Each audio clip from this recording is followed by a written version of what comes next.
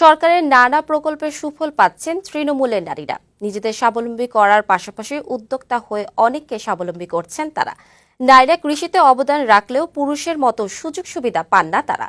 লালমনিরহাট সংবাদদাতা তহিদুল ইসলাম ও নাটোর সংবাদদাতা ইসাহাক আলীর পাঠানো তথ্য ও চিত্রে আরও জানাচ্ছেন সুমাইয়া হক।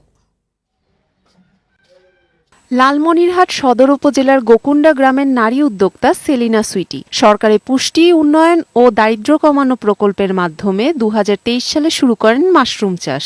50টি স্পন দিয়ে যাত্রা শুরু তার। এখন তার স্পন সংখ্যা 5 শতাধিক, যা থেকে প্রতিদিন পাওয়া যাচ্ছে প্রায় 50 কেজি মাশরুম।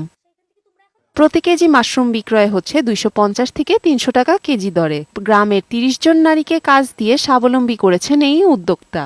আগে বেকার ছিলাম, এখন আমরা মাশরুম চাষ করেও ভালো সফল করতেছি। নারীরা স্বাবলম্বী হোক, আমরাও চাই যে ঘরে বসে নারীরা কিছু একটা করতে পারুক। মাশরুম ঘরের বারান্দায় বা আশেপাশের অব্যবহৃত জায়গায় চাষ করা যায়, আর এর পুষ্টিগুণ অনেক বলে অধিকাংশ নারী এটি চাষ করতে আগ্রহী হয়েছে বলে জানালেন এই উদ্যোক্তা। মাশরুম অনেক পুষ্টিকর একটা ঔষধি গুণ সম্পন্ন খাবার, তো এই খাবারটা আরো ব্যাপকভাবে ছড়িয়ে পড়বে। মাশরুম চাষে তাদের প্রয়োজনীয় সহযোগিতা আর পরামর্শ দিচ্ছে স্থানীয় কৃষি বিভাগ। আমাদের উপসহকারী কৃষি কর্মকর্তাকেও প্রশিক্ষণ প্রদান করা হয়েছে। এছাড়াও বাজার ব্যবস্থাপনা সহ অন্যান্য বিষয়ে কারিগরি পরামর্শ দেওয়া হচ্ছে। এদিকে সংসার ভেঙে যাওয়ার